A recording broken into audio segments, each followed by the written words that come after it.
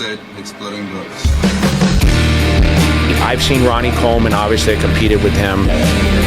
No one could ever blow your mind like Lee Priest looked when he was 21 years old. Fucking nuts, right? It was, I walked in the gym and I remember like looking at him and saying, how is that even possible?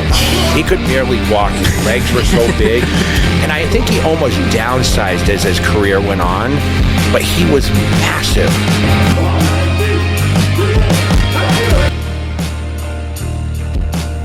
What was my purpose? And sometimes you graduate out of high school, you look for that job, you look for that career, college, the degree, you still question, is this my purpose?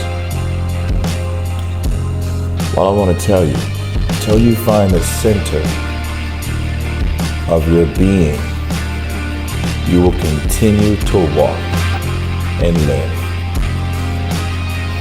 The more you're going to get out.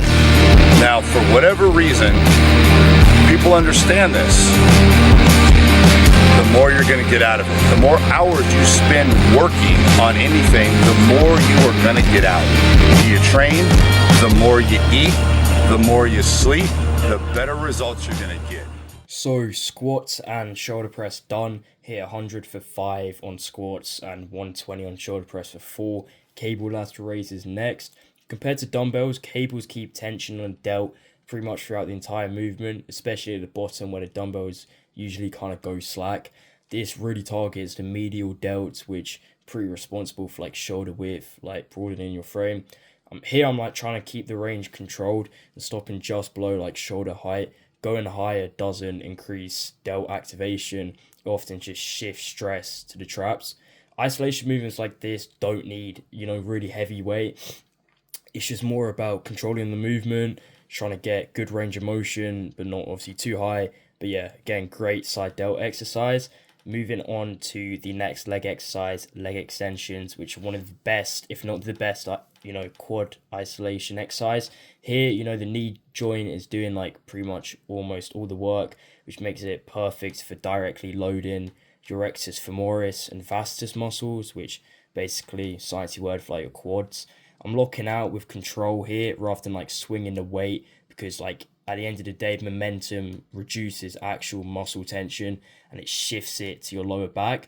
Some studies have shown that training muscles in a shortened position, like at the top of a leg extension, still contributes to hypertrophy, but I like to just kind of get that full range of motion, and it's also a great exercise to do. Just make sure not to like arch your back a ton, because it's easy to just fry your lower back on this exercise. So just make sure to keep it at a good length. Anyway, so with the next leg exercise, quick set of seated hamstring curls. I personally prefer seated compared to lying. I feel like because it's seated, it kind of puts your hamstrings in more of a lengthened state because your hips are flexed, and it just feels like, well, not feels, but training muscles at longer lengths has been shown to, produce more hypertrophy. Even short sets like this count as long as the intensity is high and controlled.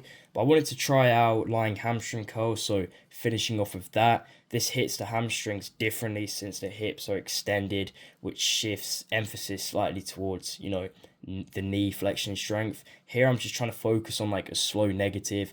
Eccentrics can, create high mechanical tension, which is one of the main drivers of muscle growth. But yeah, that's pretty much it for the video. Stay tuned for more. I've seen Ronnie Coleman, obviously I competed with him.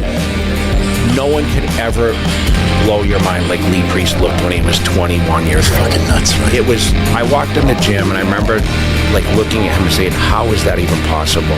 He could barely walk, his legs were so big. And I think he almost downsized as his career went on.